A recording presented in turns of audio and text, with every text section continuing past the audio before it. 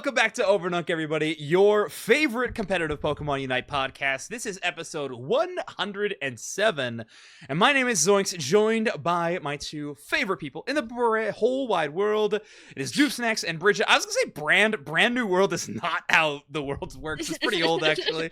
I'm so sorry, everybody.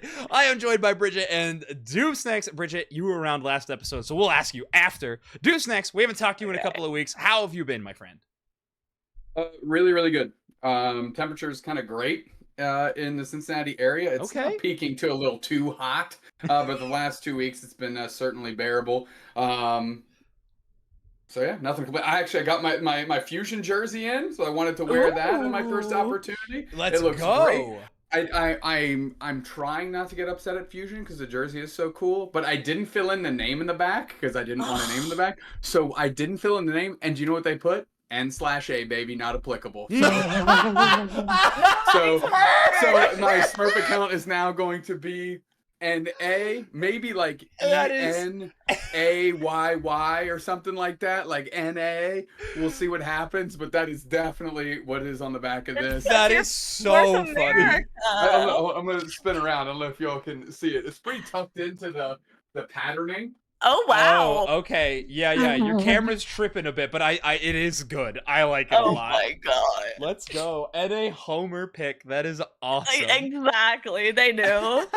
They had to have. That's so funny. All right, shout out Fusion. Also, shout out Landhands, who's in chat right now, but also gave a community question. We asked for some Q&A stuff for at the end of the episode today, and they asked Doofsnacks, what jerseys are you going to be adding to your collection this year? And you came wearing one, which I think's pretty dope. So that's awesome. That's awesome. My allegiance can be bought. We know this. It's a fact. Awesome. All right, Bridget, how have you been this last week? I've been good. I was staying with a friend last week in Mississippi, so it was super nice. I was telling Zoe all the very exciting details earlier. So I'm back at my apartment now, so happy to be back and settling back in. Yeah, you had a long trip. NAIC and that back to back. That is I know. quite the vacation. Yeah, it was great. It was great. I'm sure your dog very pumped to see you back. Yeah, she had a good time. She actually stayed with one of my friends who has a dog, and at first she was like, I don't know about this guy. And then when I came back, they were like best friends. So it was extremely cute. I didn't come with a weather report for my local area like Doofsnacks, but it's been hot. Fair enough. Yeah, okay. Weather report for my area, way too freaking hot. This is coming from a person who has to work outside, though. It has been crushing me when I've had to work outside for long periods of time. But for those of you who don't know, I'm a locksmith, which means I work on doors, which means I usually get the choice if I want to work on the outside or the inside. That's how doorways work. And so luckily, for the most part, I've been able to find the AC. So only sometimes is it rough. But for the most part, pretty A-okay. But anyway, that's how the three of us are doing. In terms of the episode you're about to listen to, topics that we are looking at, a little bit light on topics around the community right now. Doofsnacks is going to give us kind of their thoughts on NAIC and everything that went down there, because Doofsnacks, you were not able to be on the last episode. After that, we're going to talk all things Ceruledge, the newest addition to Pokemon UNITE, and then we might even talk about a few more of the Chinese beta. I think it just released for the second or third time. I'm losing track at this point in time. We've got some new details about game modes, potential Pokemon coming to the game, discuss a few of those things, and then at the end, we ask for some community questions, and y'all responded, so we'll be talking a few of those. So, lots to look forward to, but first off, Doofsnacks, I titled this current topic on stream, NAIC Snacks version. So Doofsnacks, please take it away. You had some things to say about how NAIC went down 2 weeks ago now. Jeez. Oh, yeah, of course. So, first off, I want everybody to know this is the first time I've written stuff out because I know I can be incredibly long-winded, and I wanted to try and get through a myriad of points pretty quickly. And when I told Zoinks and Bridget that, they both went in unison, which is a moment I wish we could have all shared together. So let's jump right in. It was good. Very impressive. So I think the most important thing to set the framework for NAIC specifically is to go through the timeline that led up to NAIC. So this is the timeline leading up to NAIC. As I recall, please feel free to adjust. I don't think it'll change much, but to keep everybody honest. Final stretch was announced. Community complaints about who got to participate in final stretch. It was announced that NA was getting a Japan, which in this case meant the 5 teams that didn't qualify from regionals got to play in the final stretch. The broadcast days were switched to accommodate this new format.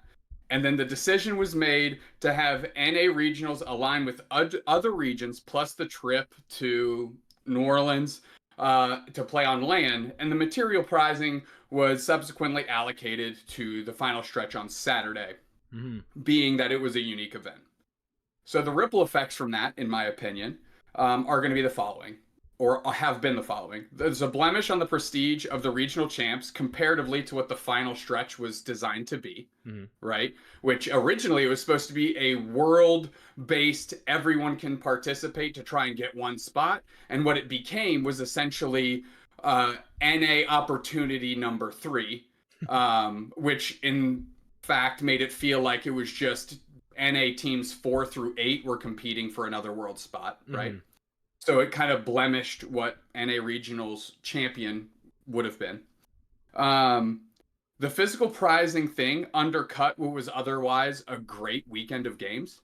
It kind of became the highlight of what everybody was talking about when there was a lot of great moments and just overall like a really good showcase of our game as a whole. If you take that particular moment, and personalities, if you take that particular factor of it out, everything else was really, really solid the weekend. But I mean, that all got undercut, right, by this one thing.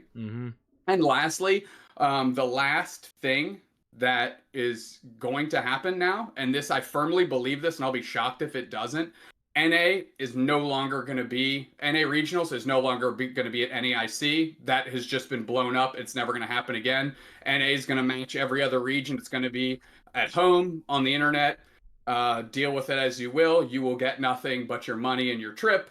That is going to be what it is. And at NAIC, they're going to do either another AOS Cup or the final stretch as it truly should have always been, a full Hallmark event where regions from all over the planet can attend NAIC, give a multi-international flair to what is like this final thing, and it'll become its own fanfare as it existed at NAIC, but now truly the sole focus. So if you think being top 8 in NA is going to get you a trip to NAIC, don't count on that. I don't see that happening. Like, that's just been blown up. There's no way, after how this went down, that they would ever consider that, especially for how well, audience-wise, like, as a viewing experience, Final Stretch was ingested as compared to what Regional Finals was. So, you know, that's how that sword cuts. And that's just what it is. Likely, right? Like, these are predictions. This is me. Yeah. This is what Doob Snacks is saying. There is nothing written in the stars. This is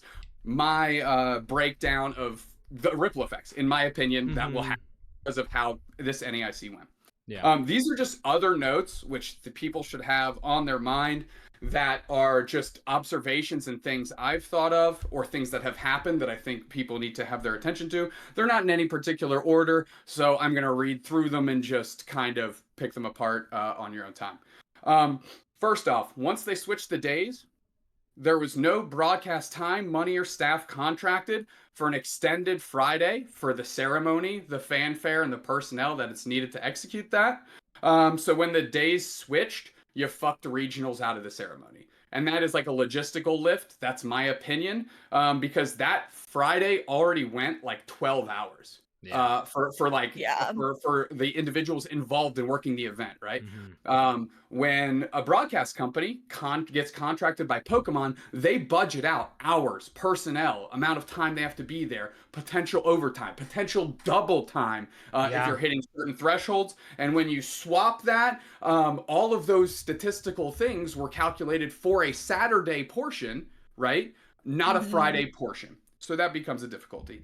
Both events should have had a trophy I don't even think that's up for debate at this point. Yeah, no, definitely not. That would be crazy if you said communication being non-existent led to expectations matching last season in terms of fanfare and physical prizing, which means everybody mentally locked in that the regional champion was going to be getting all those things without, and I think that's pretty reasonable conclusion to come to. Like, I'm not knocking anybody for that.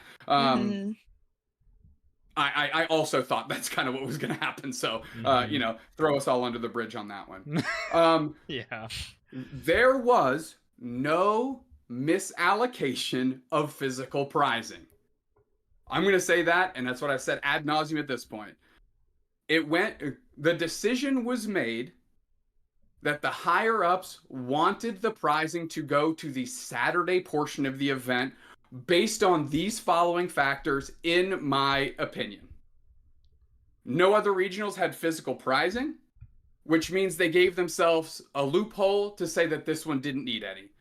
This is a bad assessment because obviously if you're going to invite all these teams out to play on land, you make it a different event and therefore the expectations are reasonable to be different. Yes. That's a bad assessment on the higher ups part, but they get to scapegoat the switch because of the other regionals not having those things. And I think that is a way to shovel off what actually happened.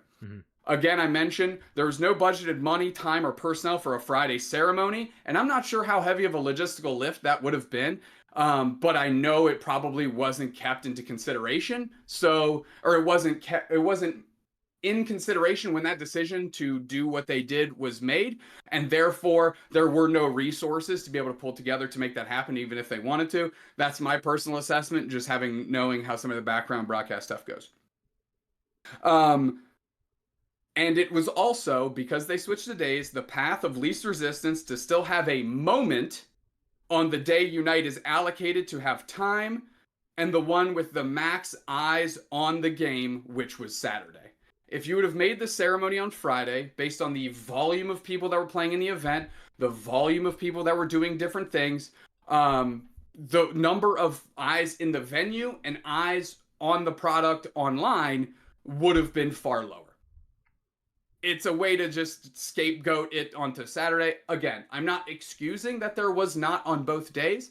I'm just saying, based on the timeline I laid out before, and when these decisions were made, all of these logistical things and things they need to line up become exponentially more difficult. So then you start looking for paths of least resistance and scapegoats, which is what I think those 3 bullet points I just said are in this situation. Another thing I want to point out, be mad at the decision. It was a higher-ups decision. Don't bury low-level admins or TOs for a decision made miles over their pay grade. Don't shit on the people that are literally sitting on a stage with a laptop in front of them, looking at an Excel spreadsheet. Groundbreaking. Don't spread rumors or hearsay, and I put in parentheses mission impossible. Right, yeah.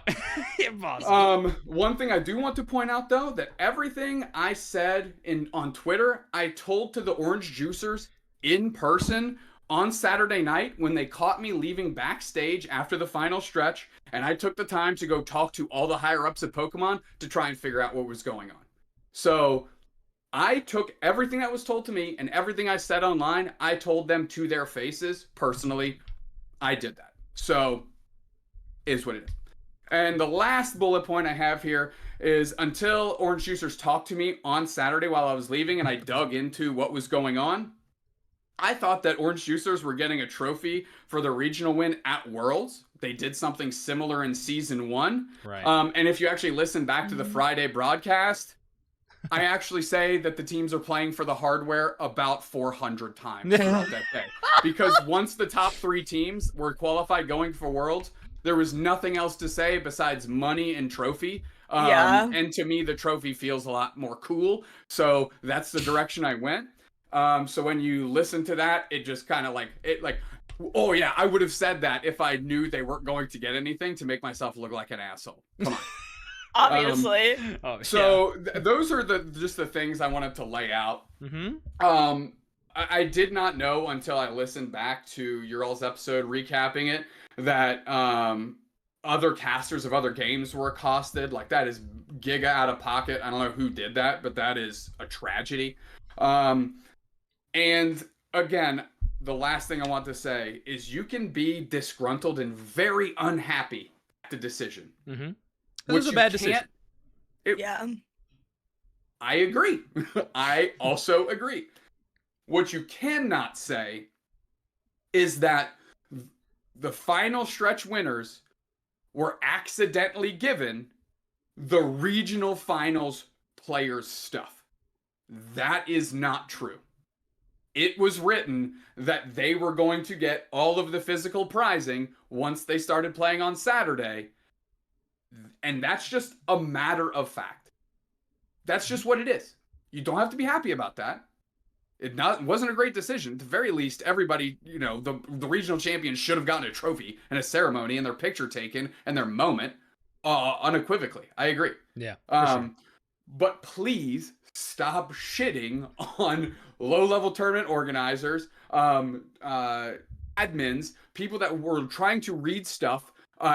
And honestly, if the energy that was brought online and to my face when I was leaving on Friday was brought to an admin, yeah, I probably would have been frazzled looking at an Excel sheet too. And it's like completely unsurprising that they rattled off wrong information or validated whatever you were spewing to just diffuse the situation and disengage from it. Because I'll tell you what, the way I was approached on Saturday, that's not how I think I would approach anybody in that particular situation, no matter how upset I was, and especially at people that have no control over the situation. So that is what I'm going to do to recap that. The event absolutely whipped ass. For those of you that don't like the single elimination thing that we did for Final Stretch, well, then you'll never see Unite on Sunday because we won't have the bandwidth to broadcast fast enough to do that. So if you want to see Unite on Sunday, on Championship Sunday for Worlds with every other game, take that pill and swallow it. Also, if teams want to win... Hold on. I missed the pill. Single elim? Was that what you're talking about? Yes. Yeah. Okay. Swallow the pill. You just got to swallow that pill and move on. Because if you want Unite to succeed, it needs viewership. It needs to be on Championship Sunday. And it needs to be on the official Pokemon channel. And if single limit is a way to do that, then yeah, that's what we're going to do. Obviously. Second, win games. Of course, that's how everything should boil down to. And honestly, this single limb format lines up much closer to every other game. Yeah. Than what? So than what we're currently doing. So worth knowing, have you seen Top Cut does single limb also? Yeah. I mean single limb for Top Cut in literally every game. Except I think Go. Maybe Go does do double limb, right? Yeah, but they're so fast. Go takes 2 seconds. Takes 7 minutes. So like there's obviously let them do whatever. And also, you want to talk about logistical lifts? You know why you can't do a potential bracket reset best of 5 on a Sunday? Because you are opening a window that at minimum has to be an hour long, potentially 3. And as we know, that ain't gonna fly in the world of Pokemon logistics. So like, I don't know what to tell you. That's just where we are. Okay, we're done. Let's get into today's episode. Cool. Blowverstunk is wrapped up. Yeah. TM 191 uproar is done. Sweet. Yeah. Like we talked about last episode, though, I mean, and you just mentioned it a second ago, the event was fantastic. It was super fun. Obviously, there's a bunch of extra external things and I guess internal, but that like applied, made the event pretty stinky for a lot of people's opinions of it. But overall, I think it was a pretty fantastic event, but I do think it is super fair to say that we'll probably not look the same again next year. Feedback, definitely been sent over. I'm hungry, is what it is. Okay, so that was NAIC. Maybe we'll get your opinion on world structure a little bit later, Dupe Snacks, because we talked about last episode too, which is a huge topic as well. But maybe we'll discuss that a little bit later. First thing we wanted to talk about is some in-game stuff, because we never talk about in-game stuff on this podcast. Ceruledge is here, a brand new A brand new all-rounder. I know Bridget is exceptionally excited for another melee all-rounder being added to the game. It's a ghost type, so you know I'm already in. I'm pumped about the Pokemon. So Deucex, I gotta hear, where are you landing on this new release? Have you seen it? I know you're probably not. It's an awesome release. Heck yeah! Okay. I'm a huge fan of this release. It plays super cool. It plays super cool. It looks super cool. Yeah. It doesn't make you tear your hair out if there's one on the other side of the screen from you. True. It feels like there's good players excel on it, and mediocre players that invest the time to learn it will be able to find success with it, which is a great place to be. Like, you can feel yourself getting better. Yeah, true. Like, amazing release. I'm a huge fan of this one. 100%. Okay, sick. All right, yeah. Glowing reviews. I think I'm pretty aligned. I have been having a ton of fun with it. I've played it in casual queue. I've played it in ranked queue. I've been having a lot of fun with it. One of my favorite things is that it's a all-rounder that really doesn't feel like you need to stack with it.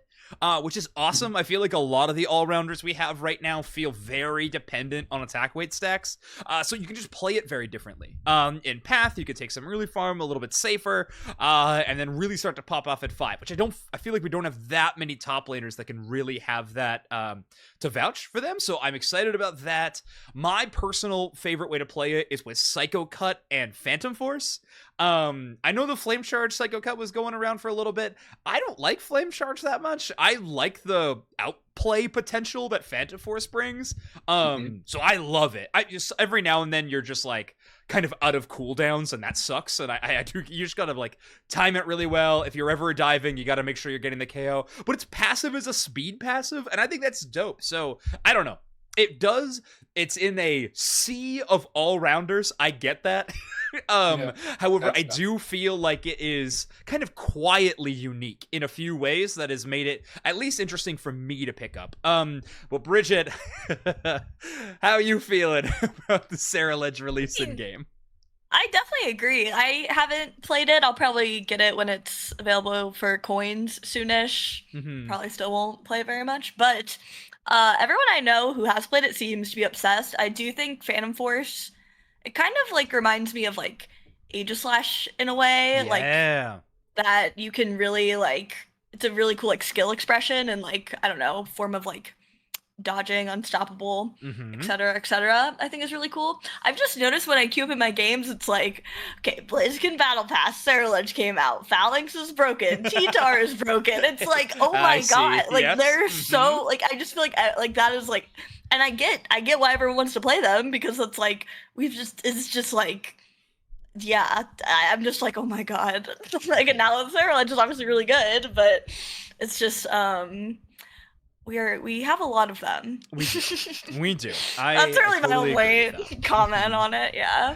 I totally agree with that. There are so many all-rounders in the game. As a person who kind of mains that role now, I'm not super upset. But as a person who mains other roles, I totally understand. But I do think, overall, fantastic release. I guess we're looking at like the next release being a defender, so and it feels very pseudo support with Ho-Oh being an EX and all this stuff. So I don't know. We'll see. Maybe that'll open up some new options for players on the ranked queue. But overall, I think the release is solid. I do see Gex saying in chat that it does feel like a speedster. I would agree. It feels like one of those Pokemon that like, if you press all your buttons and everything is not dead, it is a little upsetting. So that in that way, it does feel like a speedster. Especially it's like your Unite moves usually used as a finisher, and I really like that. I got my first Quadra with the Unite the other day, and I almost jumped off my couch. I was so like, it's just one of those Unite moves that just makes you feel awesome. And that is the one thing that since the start of this YouTube channel and Twitch channel we have praised this game for, is just great design of the Pokemon. That is what this company does incredibly well, is you feel like you are playing this Pokemon when you are playing it in game. They just do a great job of flavor and character design, and it's awesome. So huge fan of it.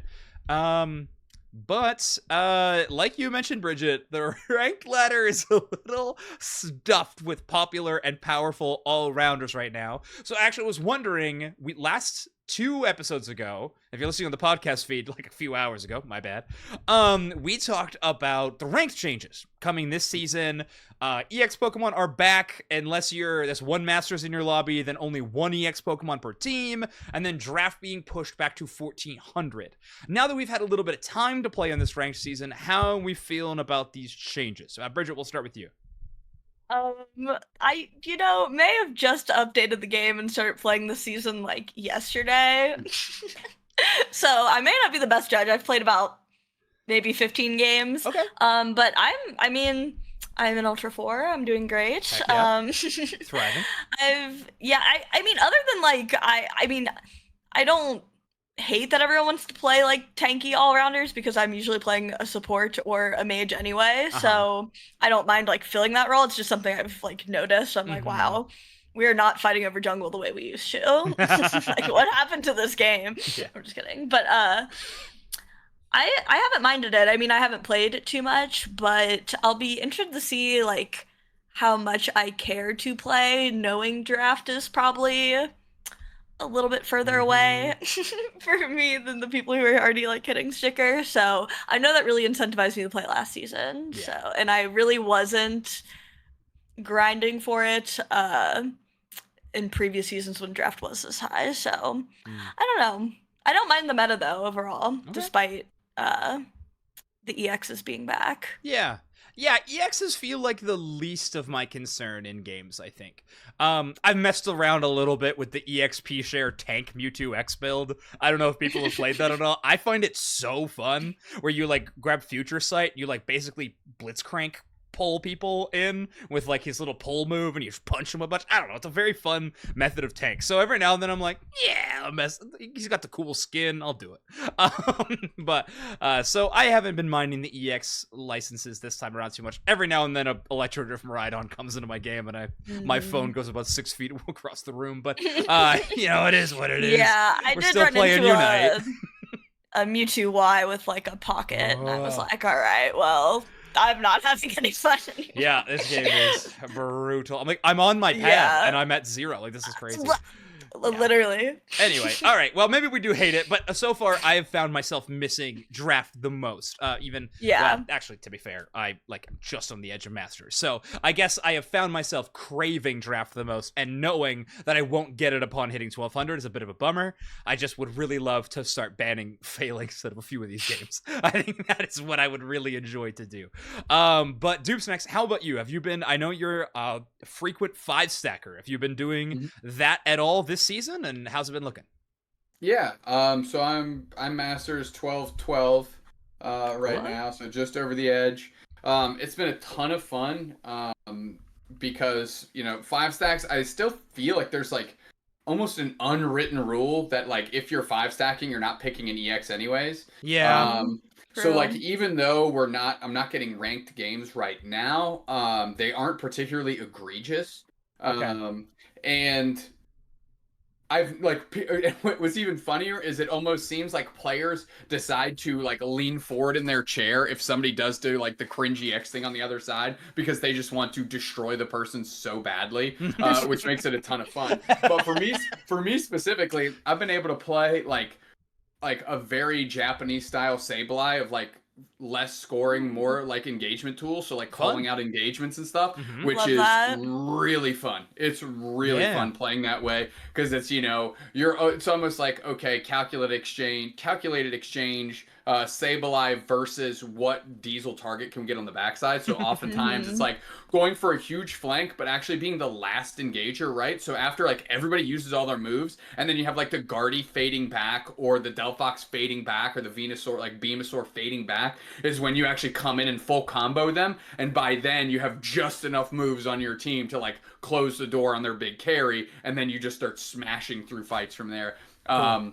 So that's been like a very fun, unique way to play. It's kind of put a breath of fresh air into a character I already really love to run around with regardless. So I'm pretty much just going a lot of Hoopa, a lot of Sableye, a lot of Blissey, a lot of Eldegoss, pretty much every support but mine because I'm dog water at that one. Dang. And then, I did have a sick Sing Dazzling Gleam Yes. game, which reminded me how much fun playing Wigglytuff with some coordinated individuals Love can be. Wiggly. I got and DM'd on Twitter after a Wigglytuff game of mine, by the way. Someone reached out to me, was like, was that you in my Wiggly Lane? I was like, yeah. I was crushing it. I was having so much fun. I played it like Ton from Champion Lord with the double slap sing. I was having a banger time. It's so much very fun. It's kind of anti-synergy, but double slap's also pretty good right now, so it's like, whatever. It's just kind of fun. I've been having a great time with Wigglytuff. But in my mind, I always picture Wigglytuff's Dazzling Gleam like a double barrel shotgun. The way it like,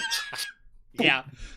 It's like in my mind, sound effect. I'm just like picturing Wigglytuff just pulling out the thing. Get off my lawn to Rayquaza. Yeah, it's pretty good. Hitting him with the what is it? The Clint Eastwood in that movie where he's like a Gran Torino. He's like. Just like fake shooting children. That's a horror. Now I'm saying it out loud. It's not like that at all, actually. So, whatever. There goes our ads on this episode, I guess. Yeah, all our sponsors. Yeah, all our money. Oh no! I will edit that out in post. Yeah, no, you won't. Awesome. That's staying in. That's super funny though. I've been really enjoying Wigglytuff too. It feels really fun. In a very heavy all-rounder meta, Wiggly feels freaking awesome. Defense drop off swing, just general slows with her, in my case, double slap or sing. Like it's just very charm. Q charm is people hate it. It's so funny. It is so funny. Shout out to someone who was involved at NEIC. She got to go up on stage, had a recent birthday and a charity stream, Husky. She put out a YouTube video of like a video talking about passives in Unite and how they're being like power crept out by newer releases because some of the old school passives are just garbage. Which is actually really interesting. I did like a bit of a reaction to it on stream. Wigglytuff though, Q Charm still holds up, if only for the rage-inducing material that it can do. So shout out that video. Go check it out. But shout out Wigglytuff for being an OG and still holding it down. Lax passive is the worst. I think Gengar's passive might be up there in the worst. It's pretty bad. Machamp's isn't great either. It's like special. It's like they went too hard in flavor on some of the old ones, I think. I feel like eventually they started being like, okay, let's make the passives about this game. and earlier on they were like, we're gonna go like Machamp when he's on special conditions, he'll go up in damage, and you're like, sometimes I'm poisoned, maybe? Like, I don't know. It happens so rarely. So anyway, I thought that was cool. But anyway, cool video to check out. But so overall, I think we're actually enjoying the meta. I think the three of us are uniquely very into draft mode, which obviously the entire community that is not aligned all on that same issue. I think it's pretty 50-50, or at least that's what the vibes I get from social media and stuff like that. But still in the game, something to strive and aspire to. So I think that'd be pretty cool. One thing I wanted to shout out, because last episode, I don't know if this was the case. This is kind of about NAIC, but just general live events for Pokemon Unite. Just a bit of a selling point for them, I suppose. I have played this game since release, since Canada beta, actually, that was on the Switch. Wow. So, like, what is that, 3 years at this point? Maybe 3 years plus, almost. But 3 years of playing Pokemon Unite. My wife, Natalie, has not touched the game a single time.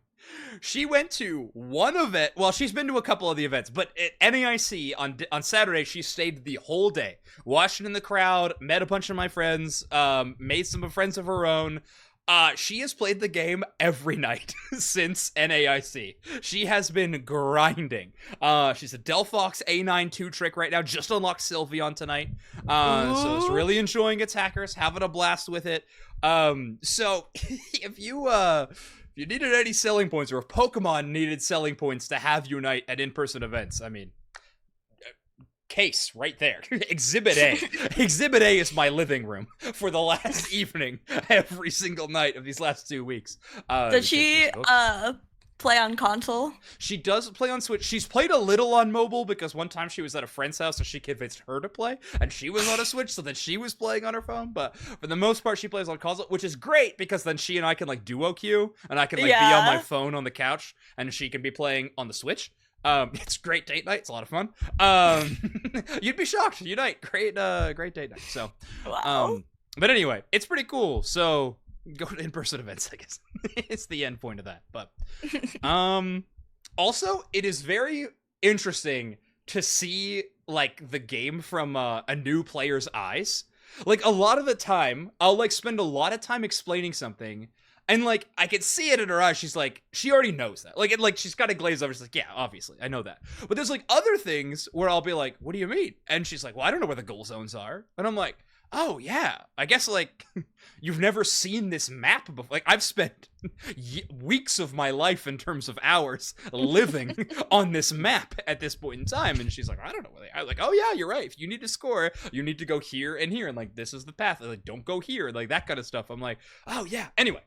Very interesting. Random rant. Probably worth a podcast episode in itself about is Unite for beginners or not, or whatever. But maybe one day we need some content in between now and Worlds. Maybe we'll have her on for an episode and we can that would be so fun. That'd be fun. I think she'd be down. Yes. But okay. Let's move on topics, because technically we're still on the Ceruledge topic, which I don't know if that if that is necessarily where we're at anymore. Let's talk about China, shall we? The China in the room, if you will. Yet another ready beta. To learn Chinese, buddy. Yeah. Sorry, that's all I have to forgot say. about that meme. It was so good.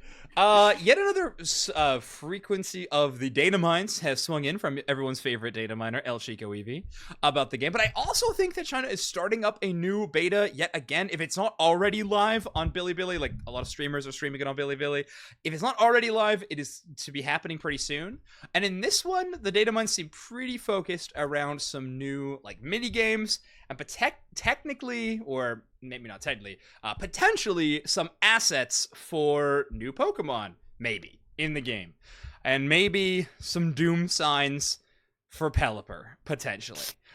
So let's get into it. I mean, Doomsnax is going to fight the allegations already. We'll see. Okay. So, we're looking at El Chico EV's Twitter. First off, a few assets they got put in. This Snorlax and Combeast mode is actually the one I'm looking forward to the most. We'll talk about that in a little bit. Miltank asset, very cool. Delibird giving presents. I feel like this was similar in the tower defense game mode they put out. Mm-hmm. And then, here it is. Pelipper holding a box. Could be a asset for, like, I think Spraggles on his video was saying that maybe it's like a gift exchange menu option or something.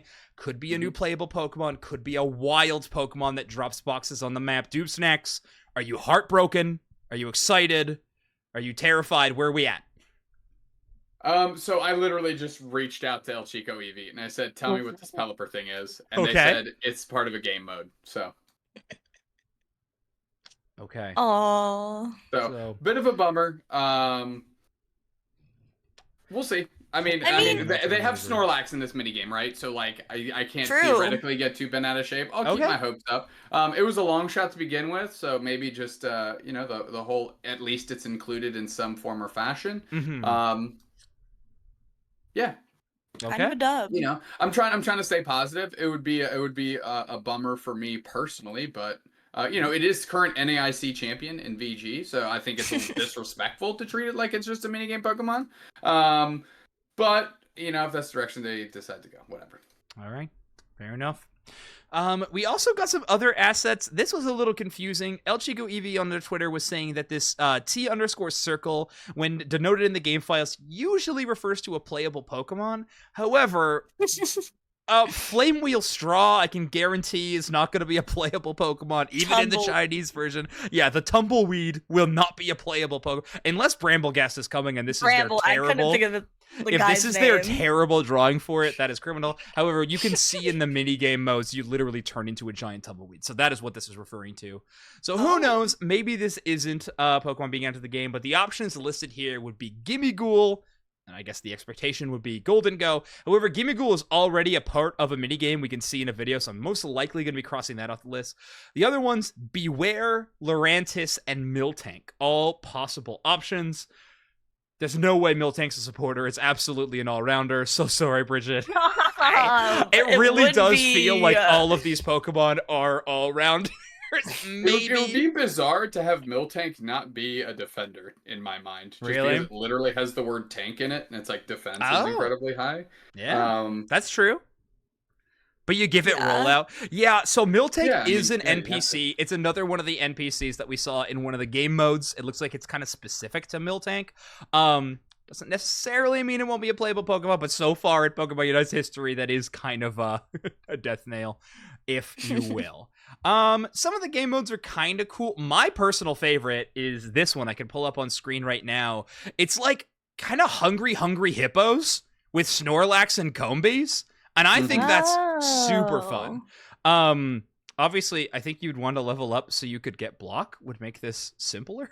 But I don't know how one does that. So flail them. So I'm a pretty big fan of that. That sounds like a fun game mode that I would queue up for. But I don't know, I think the sheer amount of mini games are kind of the fun part. Here's footage of the Tumbleweed one. A lot of eggs on the battlefield. That seems like most likely an Easter-related event, I would think. Yeah, that makes sense. But I don't know, China regional, I'm not sure if that's like a regional holiday or what the deal is, so who knows. More Tumbleweed and eggs being seen. Lots of other points. Oh, I like this one. Yeah, where he flies. So what is this? I don't know, I just like that he's getting some beans, and I thought it was funny he flew up in the air. Okay, so those are kidney beans. Okay, interesting. Yeah, this one looks like... Honestly, you know what all these minigame modes kind of like give the vibe to me for? This is the Gimmighoul coin one, by the way. All these minigames feel like we're making Fall Guys plus Pokemon Unite. Does anyone else get that vibe a little bit? Like, that's kind of the vibe I'm getting. Like almost like Pokemon Stadium minigame. Yeah, vibes. Pokemon Stadium minigames. Like is a obviously, really good one. Having a baby with Unite, but it does kind of give me that energy, which I'm kind of into. Yeah, like they sound fun. I mean, I'm not gonna spend hours on these, but I'd definitely try them out and play around. This seems like, honestly, a really fun thing for like streamers and viewers to mess around with or something, or maybe some after dark streams after you have a few beverages or something like that. This sounds like it'd be a good time. This is kind of cool. It's like Theosky Ruins, but mini. And then there's so many of these. Also, what was that? Hold on. What was that little pedestal they jumped on? What happened? I don't know. Okay, well, here we go. I don't know if it really... So he goes on the pedestal, and then it, like, revealed the location of their allies. So I don't know what that does. Anyway, this sandstorm has been shown in a bunch of different ways. I imagine, maybe it's not allies, maybe this is like, Battle Royale would potentially be, like, what I would call it. Like, but just like a deathmatch kind of mode. You know, it puts you in there with like 4 enemy Pokemon, and then this dust cloud or sandstorm slowly takes over the map and forces you all into like closer proximity.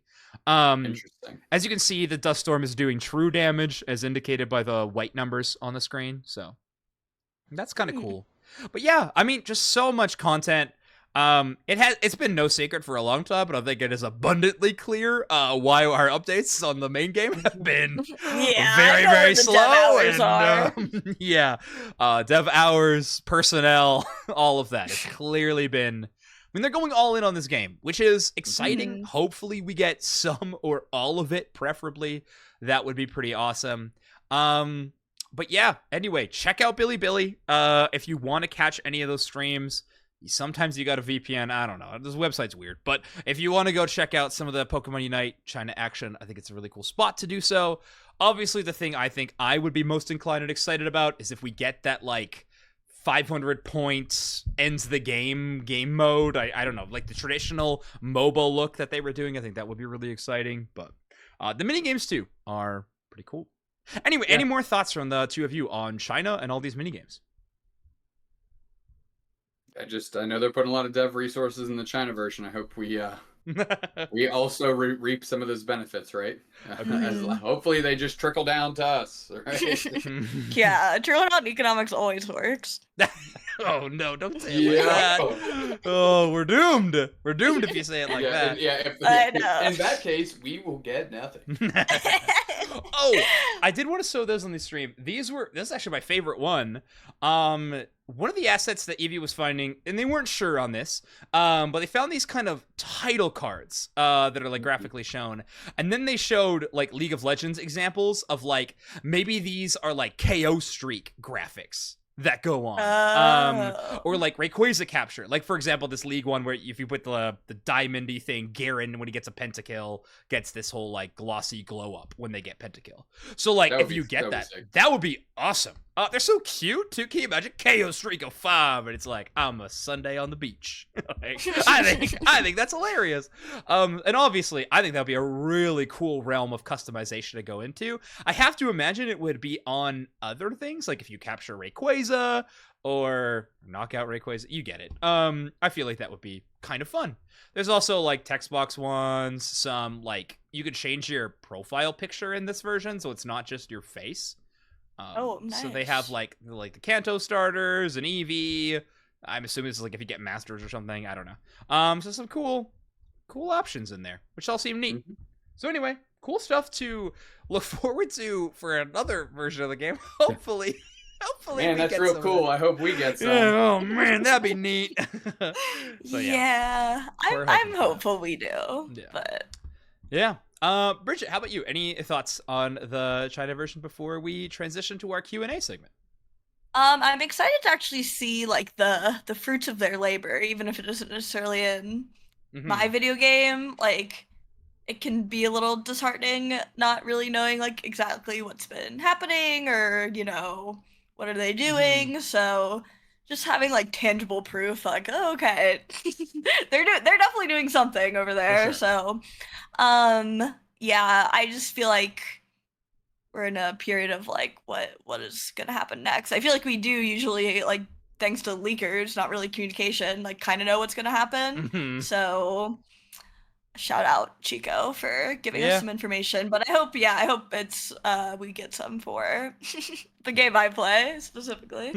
Yeah, my version could use some work. Yeah. Okay, well, let's move on to our Q&A section of the episode. Before I change the title card, though, we got one in from Relic. Go to Caster over there on the Battle Hub channel. One of the co-owners over there does a great job. Did the B stream for EUIC. You know him from there, maybe. But Relic said, would a Unite 2.0 release do enough to restore goodwill with the larger community?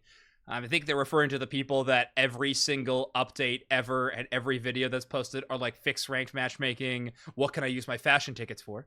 By extension, does it feel like the Chinese release is actually make or break for the game's long-term future? This is a great question. Because that's definitely a rhetoric that is going around. Is that China releasing is make or break for the game? Deuce, what are you thinking? So for the first question, is it going to do enough to appease people? No, nobody's ever happy. That's evident. Yeah. There's always going to be somebody to piss and moan about it. So, yeah. What I think it will do on that aspect, it is if it becomes a global version, and that's the version we go with, then it'll certainly have a huge influx of players just to find out what this new version is, because that's what Pokemon does, right? Is it make or break for the game? In my opinion, yes. Okay. I think so. The esports specifically, I think, I don't want to say hinges on, but I think it is rocketed to the sun if the release in China is successful and we end up with some sort of global stage with them included. Literally, it's kind of unfortunate, as you and I are the casters for NA and EU. NA, EU are like specifically lagging behind in understanding the potential of this game, which is a little face rolly in my opinion. Which is why other regions with maybe less global success are finding a lot of support because Pokemon is Pokemon, and there's intrinsic value being attached to that IP. So, long story short, I think it is going to be make or break for this game, because it looks like EX licenses are going to persist. We're still trying to figure out ranked mode and all that, and this legit is like an oh shit red button, right? That they just get to slam. And from there, it's like, you know, the Narcan shot to the chest, right? You like you're resuscitated, and what are you going to do in those first moments is going to be what's actually imperative. So, I think, honestly, what brought this doom on, or this doom and gloom scenario, like, is this the last hope, is the fact that we all know it exists, and it feels like it's so much cooler than what we're dealing with. So it's, like, naturally, like, you know, we have Pokemon UNITE at home, and Pokemon UNITE at home is the version we're playing, right, on a daily basis. Real. So I think just understanding the China version exists is what brought us to this point. So now we need it to be successful to like keep going forward. All right, fair enough. Bridget, how about you? Definitely, like, I don't know. I guess, like, by Pokemon Unite 2, you just mean, like, this, like, big revamp of that's game. The thing. I think the first part of the question, I think it's pretty fair to say people are not going to be happy no matter what, or the very minimum will be mixed opinions. But I think the second part of the question is, like, the interesting discussion topic of, do you think that the Chinese release is make or break for the game's long-term future? Do you think the Chinese version releasing impacts the lifespan of this game in a meaningful way? Oh, yeah. I think even, like, I am definitely not, you know, I haven't been playing MOBAs my whole life, but I think it is very obvious how big of a MOBA market China is, just kind of period, across any IP. And I know Nintendo has done, I mean, not just like this, but like many things over the years to like get them Pokemon games, like releasing special consoles like in China just to have that IP there as well. So they've made an effort to not only grow like the Pokemon IP, but now comboed with this like MOBA market. Like, it feels like a pretty important, and just like,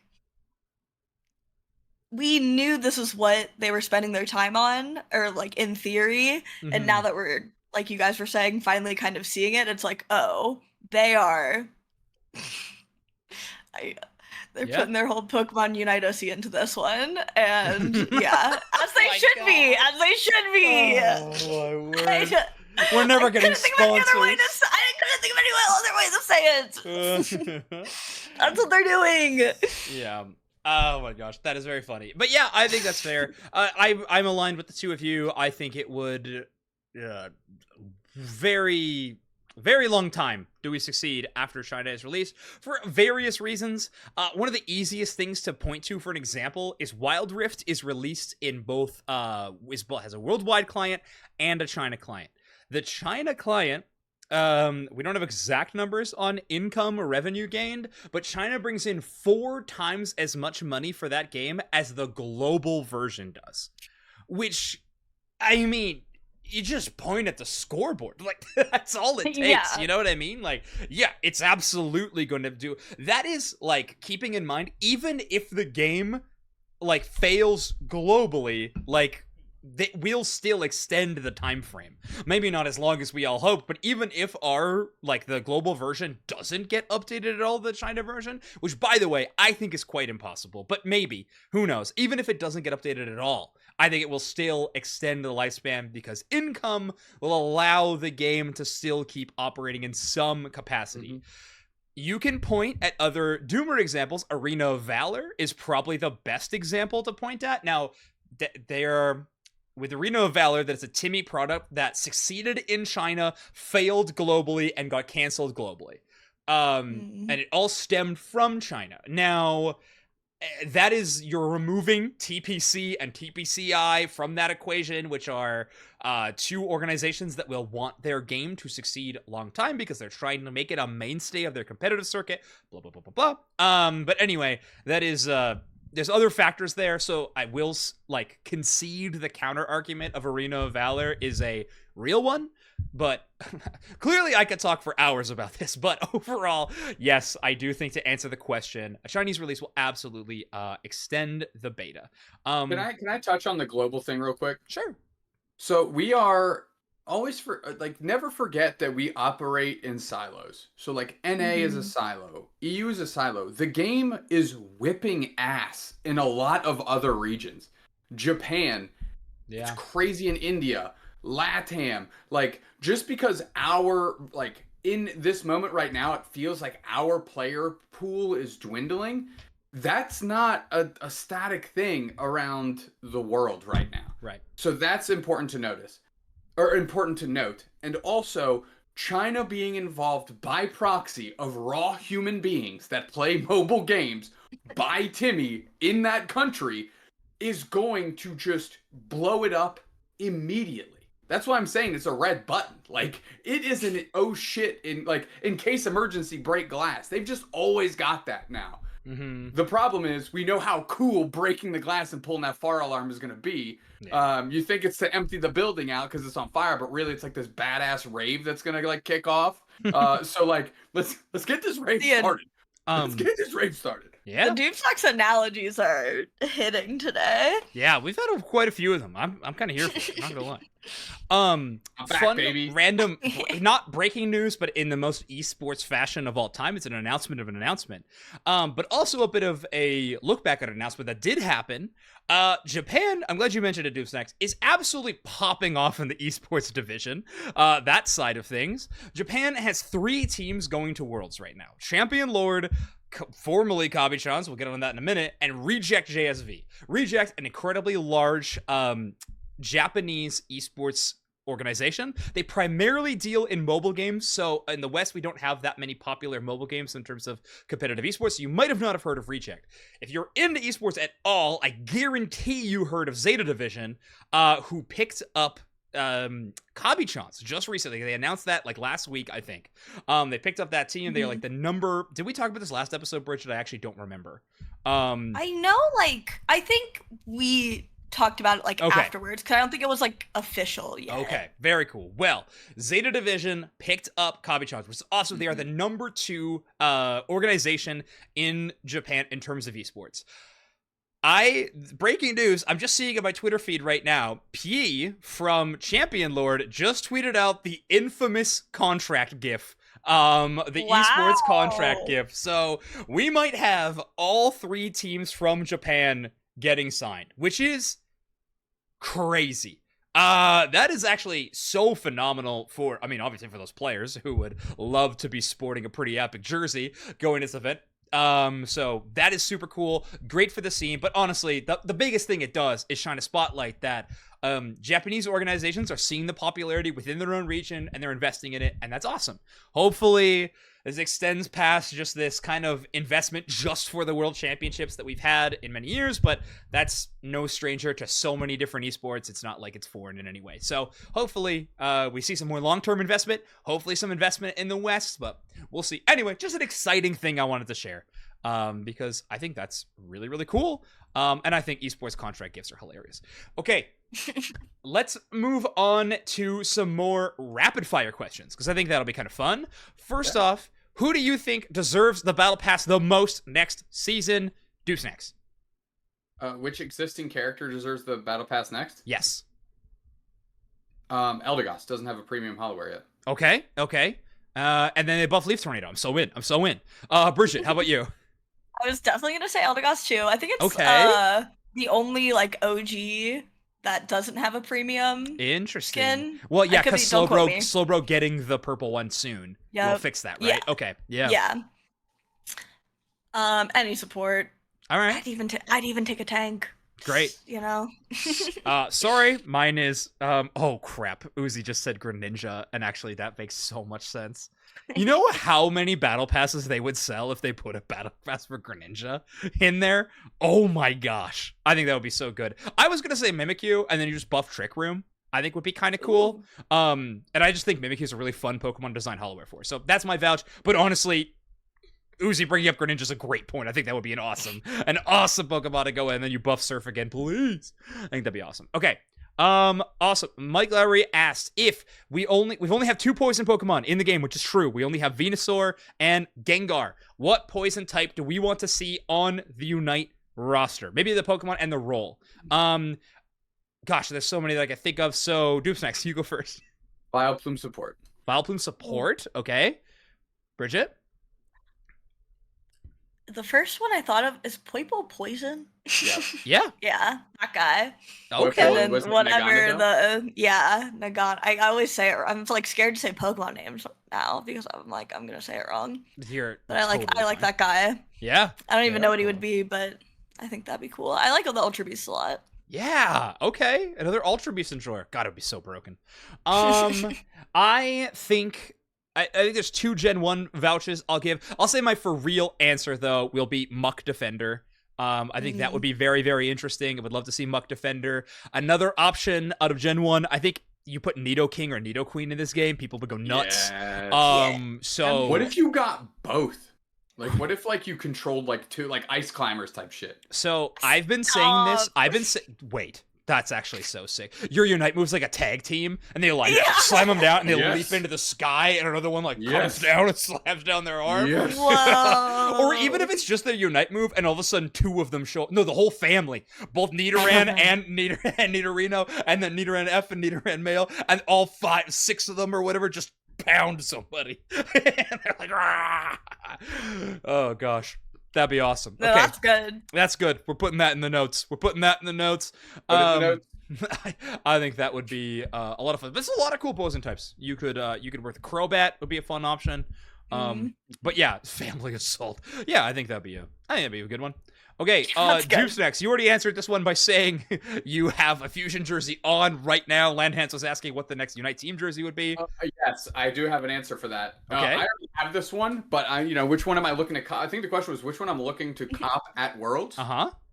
S8UL, without a doubt. Ooh, oh, okay. Yeah. They have great jerseys. So I've been trying to get in All Might's ear to try and make that happen. And then, Kabi-chan's hit me up. Tomato, I'm a fan. Get that Zeta Division jersey, yeah. Let him know. Please.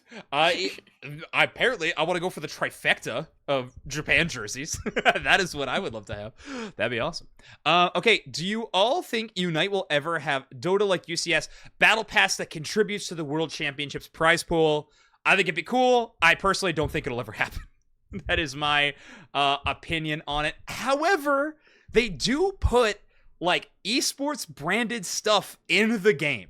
Like, not orgs, but they put, like, Unite Championship Series merch or ACL merch in the game. So, clearly, there is more of an inclination to that in this Pokemon game compared to any other, but my hunch is still probably no, they'll never do that to increase prize pool. Either of you agree or disagree? I agree. It's not going to be a thing that pays into prize pool, but if they were smart, they would start doing something to actually generate money in a financial fashion that makes sense and gives people the things they want. What they could emulate from Dota is like caster packages, right? Like imagine a Japanese player logs in and they can hear their Japanese caster and they can choose from that. You sell that for $1. The joke that I keep running on, and every time I think about it, just gets like a better and better idea. Literally take, like a Zoinks jacket, a Doopsnax jacket, a Sprazel's jacket, and then like the Cramorant shirt that Chef wears, and make that a thing. You can buy it for your trainer for $1, cute. right? Or like $1 worth of gems, right? Like just shit like that. This is a great idea. They would charge $40 for it. I would pay it, maybe. But at least it stitches in like the competitive aspect to the everyday player aspect, and that's something that Dota does really well. Is even if you just log into Dota, you are automatically pulled into the connection of competitive through these types of items, which naturally leads itself to more people checking out the competitive product. And for Pokemon especially, where it's as a huge casual audience, I think it's almost a free monetized way to get more eyes on the thing, or even do a set, right? Like you get 2 of them, you get the other 2 with you, if we're talking about the jackets in this example, right? And we kind of wear some dope stuff, so even to the casual viewer it kind of looks cool, but then when you find out like, oh, the snack suit, you're like, well, who's that, what is that? And then you it kind of turns into its own rabbit hole thing. That's how the internet works anyway. So like, why aren't we making real money out here? Why are we making real money out here? It's gotta be like licensing, right? Of the like specific clothes. Like, would they have to pay the company that like made the We have suit? to we have to wear all stuff that isn't branded, that can't be identified what the brand is to begin with. Yeah, I guess that's true. Yeah, I don't know. And like Maybe. most of it is patterns. It's not. Yeah. That is true. That is true. And then the one thing that is identifiable to a product is Pokemon's own design that they own. So like, they just need to add like your guys' mustache. True. And then that'd be big. Also, yeah, give me facial hair options for my. Yours is already like Zoinks' mustache is already in game, so we've got him covered. All right, podcast is over. Thank you everybody for tuning in. It was a super fun episode 107. My bad, I set that up. No, it was fair. It was fair. Okay, yeah, those are all cool options. And then your idea is that they would donate to. They wouldn't even donate to the prize pool, but they would just bring attention to. Because the game needs to be financially viable because it is one of the freest to play free play games that exist in the market at the level at which it's at right now. So you have to get clever with that type of stuff, and it's not always just hollowware. Like there's so many other ways to do it. Okay. Cool. Yeah, I get with that. Okay, then the final question of Land Hands, and it kind of feeds into a couple more of these. A support Pokemon. A supporter that we want to see in the game. Bridget, do you have any ideas for supporters you'd like to add it to the game? You would think I would. I'm so desperate I would take anything. Yeah. I'm really not even sure like who exactly I would want. I'm trying to think of like supports in the mainline game. Dude, just give me like Incineroar support. Oh, get out of here. No. Just let me be I need this. There's some good suggestions in chat. Some good suggestions in chat. Danko, of course, wants Mousehold. Gak wants Whimsicott, Amoonguss, Celebi would be a very cool EX. Ditto support, Bridget. Would Ditto be a support? That would be all-rounder just to curse you. Exactly. It would be. I've already thought about it. Yeah, would Ditto be the first like non-rolled Pokemon because it cuts the copy? That would be cool. Ooh. That'd be kind of sick. That'd be a lot of fun. I just think it will happen. So I think Vaporeon support is happening. I don't know when. I just do think it will eventually happen. So that would be kind of cool. I've had so many of these that I've thought through. Other than that, I thought like Rabombi had some cool vouchers. A lot of people were coming up with good ideas there, but I do think Whimsicott, pretty cool option. Deuce next, how about you? Yeah, of course I'm going to say Pelipper. That's without a doubt. I say it every single time. But I do think the game needs more like status-based support characters, which is kind of where I went like with Vileplume is the poison support, right? Like status effects, slows, like almost like in the vein of like a Wigglytuff type situation. So I would think something along those lines. I did think. I also like the idea of things that don't textually feel like they would be support characters. I think is kind of neat too. So like Coffagrigus, I think would be kind of interesting. Which is another just kind of like reach, shut down, like stun, bind type support character. And even you can have like, you have players that can like maybe your passive is like similar, not on this cooldown, but like a magic. The magician pull, like berry pull, where like a player on your team, you can hit your passive and like put them in the coffin and they can't move, you can't move, they can't take damage, but you heal them up while you take damage instead. Put them in the coffin. And like you just like you coffin cover them and then you can let them back out. Just like, but like just I think there's like clever things you can do when you take unexpected characters and like suit them for different roles. So. Okay. Yeah, definitely. Cool. Yeah, I don't hate that. Those are some but I'm like all in on this Nidoran male and female ice climbers thing. I just made that up on the fly, and that sounds super dope. So that's broken. It does sound fun. I think Grafaiai would be a fun like non-healer support. The way I think about supports in the game, because they've been pretty clear about the fact that they they're not tripping over themselves to release supports in the game. So the way I see it is that they're looking for niches to fill, or at least they want them to be relatively unique. We saw that with Sableye and Comfey. They are unique designs akin to the rest of the roster. Obviously, Comfey is just Yumi from League, but like you get it. They are creating things that feel different than the other supporters at the moment. I think things that we're missing are a totem-based healer, so someone that puts something onto the map and then that AoE becomes a healing area. Basically another goal zone that you pop down to the ground that would be able to heal. Or a Pokemon that when it does damage, heals in an AoE around it. So a brawler-based healer. This would be similar to like a Brigitte in Overwatch.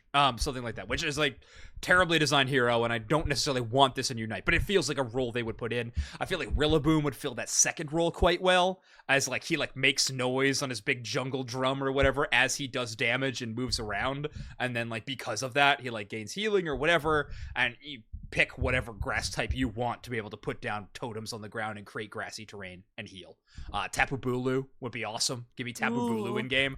I think they'd be a lot of fun. Tapus. I love the Tapus. I do think they should be a map objective though. I think Tapu Koko on top side, Bulu, Finny, and Lele on bottom side. It just makes sense. Oh, yeah. Can I pitch an idea that I actually, while Spraggles and I were getting an Uber to the airport, that I pitched to him. Okay. And he didn't hate it, which I think is a success. That's a long. That's pretty good for him. So like weather manipulation Pokemon. Of course, I was just gassing up Pelipper in a different way, but it has two sets, right? So you have like Kyogre. Roost. So it's still Pelipper. Okay, hold on. We went back to Pelipper. So whatever, it's the Drizzle or whatever its ability is. But what you do is you have elemental Pokemon where their passive is like, so Pelippers would be Drizzle. So every water Pokemon around it has a increased attack on both teams. So then it becomes a draft around on whatever's around it. So do you want more Pokemon on your side to get a buff, but also the other team can start picking water type Pokemon to kind of get like, and you don't make it egregious, but like small stat buffs. But then you can also do things along like cranking up the effects of your attacks based on how many matching Pokemon are in that sphere. So let's say whatever, Weather Ball. Pelipper has like in its attacking kit, we'll say, as Weather Ball. So like if you have two other water Pokemon around you, or there's an enemy water Pokemon, like Weather Ball in Drizzle does more damage. But if it's just by itself, it's pretty paltry with no other water Pokemon to like kind of boost it. So it kind of becomes like an extra layer to draft dynamics for both teams, because it's kind of like a global terrain effect like within the sphere of Pelipper's range, which you could start doing for every Pokemon like that has like Sunny Day and stuff like that. Like it just kind of becomes like this super extra level. Of course the draft timers have to be a little longer, but I think that's like a super cool concept that could be like the next direction of passives that we move in. Anyways, that's the last thing I'll say. Do you see Gex saying in chat, fun fact, some of the Chinese game mods have RNG weather effects for the game, which shows up in Champ Select. So that's pretty interesting. I wonder what would be cool. Yeah, Castaway would be a good option. That'd be a lot of fun. I mean, there's so many cool ways they could design Pokemon, whether you design from the bottom up on the Pokemon's design, or top down, you take like another cool MOBA design and you make it. Like my favorite Pokemon's Banette, so my pitch forever has been, you give Banette something similar to Viego's alts in League, but basically it's a damage execute move, and if you KO a Pokemon with that move, it's single target. Think something similar to Emerald 2-Step, but obviously feeling a little bit different to make it feel like the rest of Banette's kit. But if you get a KO with it, then for the respawn timer of that Pokemon, probably shorter, maybe 5 to 10 seconds, you control that Pokemon.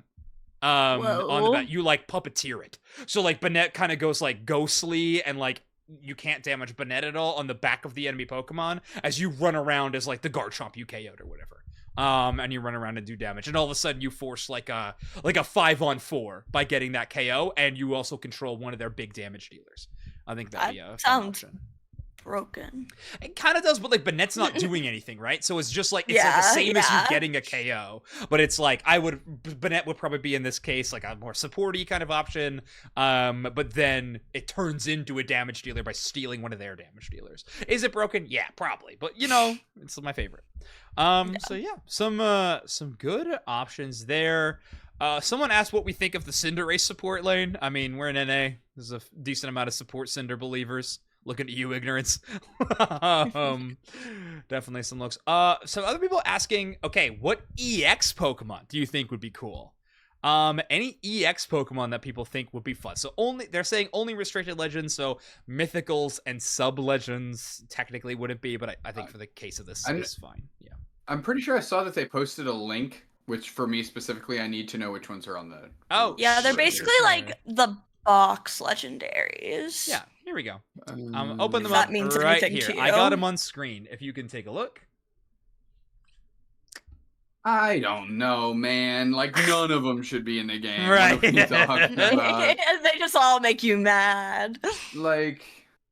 Look at these guys. You don't want any of them? I always thought, like, Giratina, but not in the chubby dog form. Like, I don't know whatever that is. The origin form, yeah. You want the worm? Give me the worm. Yeah, like, way cooler than whatever that thing is. Chubby dog. That's what it's a chubby dog form. Is that Zekrom? Zekrom's pretty dope. But I don't want any of these. I don't want any of these things. All right, fair enough. Fair enough. How about you, Bridget? I don't care. I like Xerneas. Yeah, but I think knowing Rainbow what it Deer did support would be good. Yeah, let me Geomancy in this game, man. It'd be like a team-wide heal to full HP. It'd be so strong. Revive everyone, yeah. What are these turtles? What is this weird Terrapagos? His 3 forms? What's the... that one in the middle looks like a potion bottle. Or the one at the end. What is that? That's both the turtles. That's his Terra form. Yeah, so he's got. You know what Terras are? I wish you had me on camera because the other look of confusion I have on my face. For a second there, I was just like stun locked. Like, what are you talking about? You know what? Don't worry about it. Yeah, don't worry about it. None of them. Final answer. Fair enough. I think Xerneas would be my vouch for in game. Xerneas or Solgaleo. God, I'd love to play Solgaleo. It'd be awesome. I would love to be Cosmog. Yeah, that would be very fun. I wonder if they would even put it in the game. It'd probably just be like, no, you're Solgaleo. No, like that. Look, give me the dog-looking one with the green collar or whatever. That looks Zygarde tame. So the lore on Zygarde, Deuce. Yeah, we don't want that I don't know if you know this. So Zygarde, he's like. He's the cell Pokemon. So in X and Y, you like collect Zygarde cells. You got to collect 100 of them. But as you collect them, you could get like 50% Zygarde, and then like 70% Zygarde, and then 100% Zygarde. Okay, 50% so what Zygarde is the dog. Okay, cool. Then you put 50 cells. Like, what are you talking about? Like, you don't have to put more. I've talked about this. I've talked about this before. I think because we don't have this yet in game, we don't have a map minigame Pokemon where just by picking it, it alters the map slightly. It has little mini objectives for the Pokemon to get to power up. Skarner was like this in League of Legends before it got reworked. Zygarde could have little cells around the map, and if he collects them, then he can slowly level up. But every time he gets KO'd, he like reverts form, and then they get scattered back out on the map, and Zygarde's got to go around and pick them all up or whatever. I think that'd be kind of fun. Nope, it'll be broken. I said fun. I said fun. All right. Doesn't mean good. Doesn't mean good. It doesn't mean good. Okay. I think that brings us to the end of our Q&A. Thank you so much, everybody, for throwing in those questions. It was a lot of fun. Those were really fun. Yeah, we might have to make that a regular thing, especially when we don't have a lot of tournaments to talk about and things like that, at least in UCS-wise. That being said, a bit of an announcements for the next coming weeks. We are headed into grassroots tournament bonanza. There is going to be so many events. I've heard of like Battle Hub's running their ongoing series. Unity Clash is ongoing in like every region on Earth. Engage in like the esports organization based out of Europe, I believe, is running their own tournament series as well. Unite Max has got something cooking up. There is like so many events happening over the next couple of months in kind of this lull period for UCS. So if you're looking and interested in competitive Pokemon Unite, you should already know the places to look, but we'll be talking about a lot of those tournaments, I think, on this podcast, at least to keep up with the meta and the competitive gaming scene as a whole. And it'll be kind of like the good old days, talking about grassroots tournaments every week. I'm pretty excited about that. So that'll be a lot of fun. I guess that's my section of plugs. So as we close out the show here, Bridget, what do you want to plug before we end the episode? I don't really think I have anything right now, which is kind of nice. Hey, that's wonderful. Okay, Doopsnacks, what are Bridget's plugs? Follow Bridget on Twitter at Big Bridget. We are, I think we have dates pseudo finalized. We're going to talk about after this, but there's going to be a Unite Mike's Mayhem happening in July. So Yippee! We're going to try and hammer those final dates down. We've got some of the money we made from the Factor thing. Yeah. I know not financially involved, but I know that a Kind of Fit, Kind of Fat wants to give us like t-shirts to give away during our broadcast, and then a code, like a discount code for our viewers to use. Chad really wants to sponsor an episode again. So. I can't let him do that. Like it was awesome when we didn't have the financial means, but we actually are like for this one in a position where we like none of us are paying out of pocket to make it happen. So that's just a unique thing. It is. It's gonna be devastating to have to tell Chad that he's not allowed to sponsor it. I told him like 4 times in person already. All right. Well, you're not devastated by it. No. I was sending money. And then potentially one more. We'll see how that shakes out. Once we finalize our dates, we might be able to make some more moves on that. But Unite Mike's Mayhem, I'm super excited that it's going to be back. It's been a minute. Yeah. That's going to be awesome. If anyone is like tuning into our thing for the first time, it's not seen the prior 4 seasons of Mayhem. If you're watching on YouTube, you're already in the best spot. We got all those VODs up on the channel. But it's basically our 4-week invitational series with a monetary prize pool, single elimination, 4 teams every week. Just a lot of fun, just really quick action each evening. I think the players really enjoy it because it's not a super big time commitment, but just a lot of fun, a lot of great Unite because it's invitational. We're trying to get a lot of good teams. So I will be reaching out to a lot of players in the coming weeks to try to get signups. So if you are listening to this episode, you're a player that wants to play probably just LATAM and North America based right now, EU grinders, I love you. We'll see. If I got space, maybe. For you late night EU gamers, looking at you, Wrecker. We'll see. But anyway, other than that, thank you everybody for tuning into the episode. If you are watching on YouTube, which I already talked to you, but if you're still watching, thanks for making it to the end of the video, blah, blah, blah. But leave in a comment beneath this episode what kind of Pokemon that you want to see coming into Unite and what role you'd like it to be, because honestly, that was a really fun discussion, and I hope we have those more because I love pitching new Pokemon. But until then, we'll be seeing y'all next week for another Overdunk episode. See y'all then. Bye-bye.